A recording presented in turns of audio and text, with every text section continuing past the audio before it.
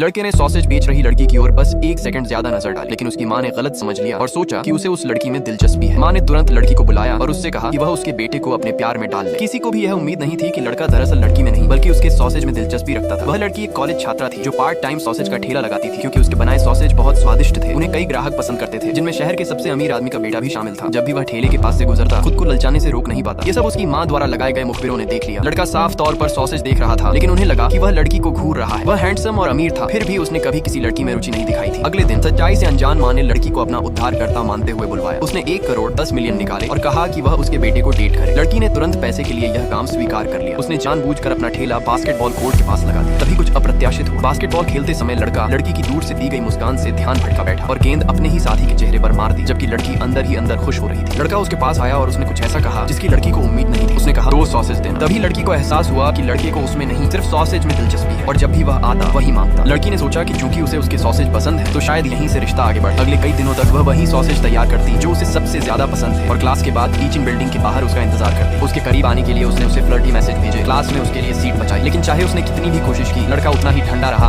और 1 करोड़ उसके हाथ से फिसलता गया। आखिरकार लड़की ने योजना छोड़ दी और फिर से सॉसेज बेचने लगी। जिस बात की उसे उम्मीद नहीं थी वह यह थी कि एक रात एक सहपाठी फूल लेकर सार्वजनिक रूप से उसे प्रपोज करने आ गया। जैसे ही वह मना करने का तरीका सोच रही थी लड़का अचानक वहां आ गया और उसने उस प्रस्ताव को रोक दिया। लड़की को लगा कि वह जलन में ऐसा कर रहा है, लेकिन उसने कहा कि वह स्टूडेंट काउंसिल से है और उस लड़के को सजा देते हुए 10,000 शब्दों का आत्मालोचन लिखने को कहा। उसने प्यार का जिक्र तक नहीं किया।